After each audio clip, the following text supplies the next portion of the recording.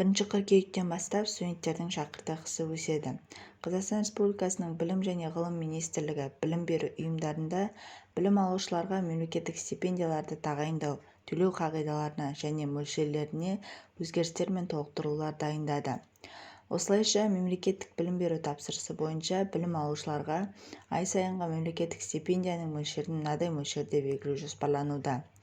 Даярлаудың педагогикалық бағыттарында және даярлаудың денсаулық сақтау бағыты бойынша оқитын студенттерді қоспағанда жоғары білім беру ұйымдарында оқитын студенттерге 36.660 теңге, педагогикалық бағыттар бойынша және денсаулық сақтау дайындық бағыты бойынша оқитын студенттерге 58.800 теңге, интерндерге 61.660 теңге, магистранттарға 86.987 теңге, Назарбаев университетінде оқитын магистранттарға 162.500 теңге, докторанттарға 195.000 теңге, денсаулық сақтау дайындық бағыты бойынша докторанттарға 195.000 теңге, денсаулық сақтау даярлау бағыты бойынша резидент дәрігерлер мен магистранттарға 100.036 теңге.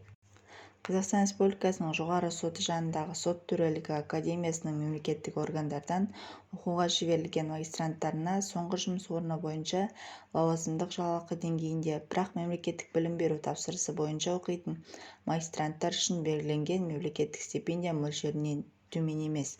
Техникалық және кәсіптік білім беру ұйымдарында жұмысшы біліктіліктері бойынша оқитын студенттерге 21.787 теңге.